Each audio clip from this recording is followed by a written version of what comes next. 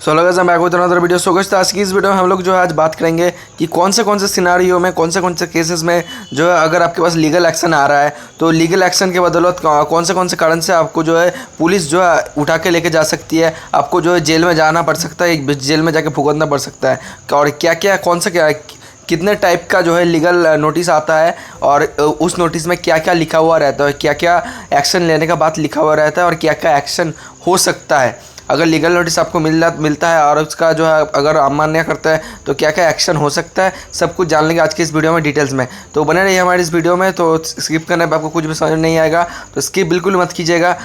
और चैनल में नए हैं तो नीचे जो लाल कलर का सब्सक्राइब का बटन दिख रहा है उसको सब्सक्राइब दबा के जो सब्सक्राइब कर लीजिए और पास के बेल आइकन में जाकर ऑल कर दीजिएगा, क्योंकि जो हम लोग ऐसे फाइनेंशियल वीडियो डेली पोस्ट करते रहते हैं। आपको सबसे पहले एडवाइस और सबसे पहले नोटिस नॉलेज लेने के लिए आपके लिए जो चैनल बनाया है, तो इसलिए सब्सक्राइब करके पास के बेल आइकन में जाकर ऑल कर दीजिएगा, ताकि जब भी मैं ऐसे इन्फॉर्मेटिव वीडियो पोस्ट करते रहते हैं आपको सबसे पहले नोटिफिकेशन मिल जाएगा। तो अभी बात कर लेते हैं लीगल नोटिस की तरफ से, लीगल नोटिस का जो है बारे में।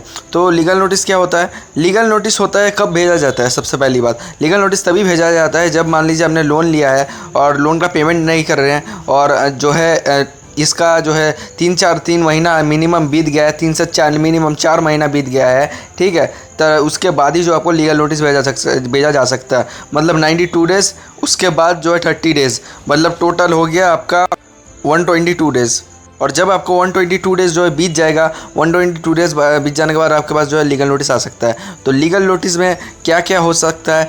सबसे पहली बात मैं आपको बता देना चाहूँगा कि ज़्यादातर जो है लीगल नोटिस आता है, मैं हर वीडियो में कहता हूँ, तो ये जो है ज़्यादातर फर्जी होता है। मतलब मान लीजिए कि लीगल नोटिस मिल रहा है अगर आपको, ठीक है, लीगल नोटिस तो अगर 100 लोगों को मिल रहा है, मतलब 100 लोगों को अगर मिल रहा है, तो उसमें से जो 50% जो है फेक नोटिस होता है। तो फेक नोटिस होता है जो भेजता है रिकवरी एजेंट। तो कई जो है NBFC कंपनी और दूसरा बैंक्स होते हैं, वो लोग जो है एक थर्ड पार्टी लोग जो टीम होते हैं, थर्ड पार्टी टीम, उनको जो हायर करते हैं, हायर करते हैं किस लिए? क्योंकि जो है वो अपना एम्प्लॉय को जो भेजना नहीं चाहते हैं, क्योंकि जो है उनको अलग से सैलरी दे के उनको रखना पड़ता है। तो वो लोग जो है अपना एम्प्लॉय को जो है भेजना नहीं चाहते रिकवरी के लिए, ठीक है। तो बैंक्स का कोई बंदा नहीं आता है नॉर्मली, जो है ये 90% जो बैंक्स और NBFC कंपनी होते हैं, जो ये एक थर्ड कंपनी को जो है हायर करते हैं, ये थर्ड पार्टी कंपनी को, कि आप जो है हमारा पैसा जो रिकवरी कीजिए, ठीक है। तो वो जाते हैं, जाके जो आपके पास रिकवरी करने के लिए आते हैं,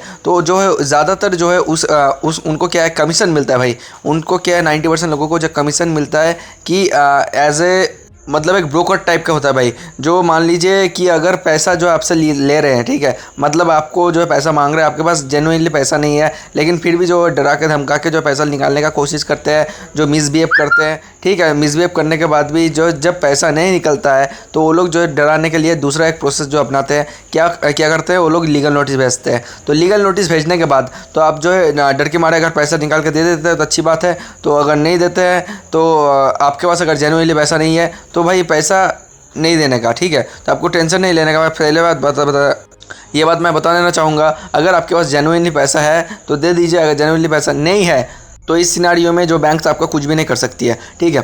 तो अभी लीगल एक्शन में होता क्या है? लीगल एक्शन में नेक्स्ट बात, सबसे पहले जो है 42 डेज़ जो है बीत जाने के बाद, ठीक है, जो है 90 टोटल होता है 122 दिन। 122 दिन जब बीत जाता है, 122 डेज़ जब बीत जाता है, उसके बाद जो है एक लीगल नोटिस आपके पास आता है। तो ये लीगल नोटिस से पहले जान लीजिए कि लीगल नोटिस कैसे जो है आता है। लीगल नोटिस किसके थ्रू से आता है? तो इसके लिए जो है जैसा होता है लीगल नोटिस की, लीगल नोटिस 4 तरीके से आता है। 4 तरीके से आपके पास आता है। कैसे? बाई ईमेल, बाई पोस्ट, ठीक है, बाई पोस्ट आ सकता है, जो आपको व्हाट्सएप में आ सकता है, या फिर जो है आपका मोबाइल नंबर में जो है रजिस्टर्ड मोबाइल नंबर है उसमें जो है SMS के द्वारा आ सकता है। लेकिन जो है ये जो है अगर ये आता है आपके पास तो उसमें जो ब्लू टिक ज़रूर होगा, कॉर्नर में एक ब्लू टिक ज़रूर लिखा हुआ होगा। अगर आपको ईमेल में आया है या फिर जो SMS के थ्रू आया है आपके रजिस्टर्ड मोबाइल नंबर में, या फिर आपके व्हाट्सएप में आया है, जो भी जिसमें भी आ गया, व्हाट्सएप में अगर आता है या फिर जो आपका मोबाइल में आता है, ठीक है, और जिस ईमेल में अगर आता है तो ये जो होगा रजिस्टर आपका ईमेल, रजिस्टर मोबाइल नंबर में ही आपका आएगा। और अदरवाइज़ दूसरा कोई जो है मोबाइल नंबर में नहीं आएगा। तो इसमें अगर आता है तो उसमें कॉर्नर में ज़रूर एक चेक कीजिएगा, ब्लू टिक होगा, तभी जो है वो उसको लीगल नोटिस माना जा सकता है और मतलब एज ए प्रूफ होता है। और लीगल नोटिस में उसका में आपका पूरा डिटेल्स लिखा हुआ रहेगा कि आपका कितना लोन लिया था, कितने तारीख में लोन लिया था, और आपके रेट ऑफ इंटरेस्ट का परसेंटेज क्या है, और जो है आपका क्या क्या प्रॉपर्टी आपने रखा है वहाँ पे जमा दिया है, मतलब कि अगर पैसा नहीं दे सकते हैं तो जो है उसको बेच के रिकवरी करने के लिए आपने कौन सा प्रॉपर्टी जमा करा है, सब कुछ वहाँ पे जो लिखा हुआ रहता है। तो अगर उसमें ये सब कुछ लिखा हुआ है कि आपका लोन अमाउंट कितना है, रेट ऑफ इंटरेस्ट का परसेंटेज क्या है, और कितना किस्त बना है आपका टोटल, और आपके नाम पे है क्या है या फिर नहीं, आपका जो प्रॉपर्टी क्या है, कहाँ का प्रॉपर्टी है, सब कुछ अगर डिटेल्स जो है लिखा हुआ आता है तो उसको जो है ये एक लीगल नोटिस के रूप में जाना जाएगा। तो ये जो एक रियल लीगल नोटिस हो सकता है। लेकिन जो है ये अगर व्हाट्सएप में आता है, ठीक है, तो जो है बैंक्स का जो है ग्रुप एक टाइप का, मतलब नॉर्मल एक टाइप का नहीं होगा। नॉर्मल कोई बंदा जो है नंबर से जो है नहीं मैसेज करेगा, जो ये बैंक्स की टीम्स की तरफ से आएगा, ठीक है, बैंक्स की टीम की तरफ से जो है ये आएगा। अगर जो है कोई नंबर से आपके पास आता है ऐसा कोई लीगल नोटिस, तो ये 101% फेक है। और दूसरा, अगर मान लीजिए आपका ईमेल में आता है, ईमेल में भी जो है बैंक्स के ग्रुप की तरफ से आएगा, तो बैंक्स के ग्रुप के तरफ से ये आएगा तो ये चेक कीजिएगा, और ज़रूर से ज़रूर चेक कीजिएगा कॉर्नर में ब्लू रंग का टिक आता है या फिर नहीं। अगर जो SMS में आता है तो SMS में भी चेक कीजिएगा। SMS में अगर जो है आपको आता है ब्लू टिक ज़रूर आएगा उसमें भी। और जो है ये बैंक्स की तरफ से, बैंक्स की अलग जो है एक मतलब जैसे आप देखे होंगे कि भाई वोडाफोन या फिर एयरटेल या फिर जियो कुछ भी अगर आता है तो जो अपने जो है एक रजिस्टर मैसेज टाइप से आता है, मतलब VK ऐसा कुछ लिखा आता है जैसा, तो उनका भी इंडियन बैंक नाम का नाम लिखा होगा, ना कि कोई दूसरा एक नंबर लिखा होगा, फ़ोन नंबर जिससे SMS आया होगा। मतलब नॉर्मल कोई फ़ोन नंबर से SMS ऐसा नहीं आएगा।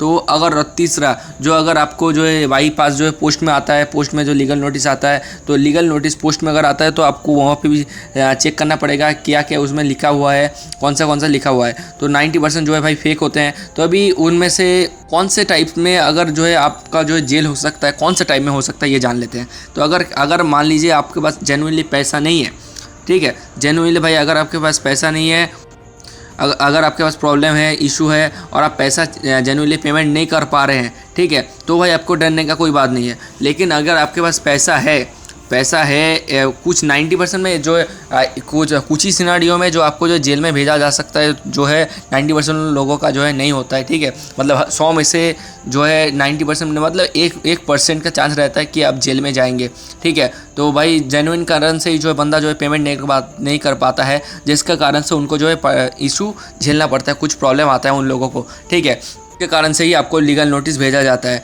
तो अभी और आपको मैं बता देना चाहूँगा, हमारा जो एक पेड सर्विस है, अगर आपको कुछ प्रॉब्लम आ रहा है, कुछ इशू आ रहा है, जेन्युइनली कुछ इशू आ रहा है, प्रॉब्लम आ रहा है, लोन पेमेंट नहीं कर पा रहा है, रिकवरी एजेंट का कुछ भी अगर परेशानी हो रहा है, कुछ भी प्रॉब्लम हो रहा है, लीगल एक्शन आया है, लीगल नोटिस आया है, कुछ भी प्रॉब्लम आया है, तो जो है आप जो स्क्रीन में नंबर देख सकते हैं, जो जिसमें आप व्हाट्सएप में जो हमको मैसेज में भेज सकते हैं, कौन सा कॉन्टैक्ट जो कर सकते हैं। ये जो एक पेड सर्विस है आप यूज़ कर सकते हैं, ठीक है। तो अभी ये जो है अच्छी सिनारियो में ऐसा होता है कि भाई बंदे के पास पैसा रहता है लेकिन पेमेंट नहीं करते हैं। अगर ऐसा आप करते हैं तो, और आपका जो है जिस एड्रेस में आपका जिसमें एड्रेस आपने बैंक में दिया था, बैंक में और जो है अपना पेमेंट नहीं कर रहे हैं, और एड्रेस चेंज कर दिया है, मोबाइल नंबर जो है बंद कर दिए हैं, ब्लॉक कर दिए है, जो कोई भी नंबर आप फ़ोन नहीं उठा रहे, ईमेल में भी बंद कर दिए है, कुछ भी नहीं देख रहे हैं, कुछ भी नहीं रिप्लाई दे रहे हैं, हाँ या फिर ना, कुछ भी रिप्लाई नहीं दे रहे हैं, तो ये जो है जो एक फ्रॉड के केस में जाएगा, जो एक क्राइम की श्रेणी में जाएगा। और क्राइम की श्रेणी में जाने के बाद जो है आपको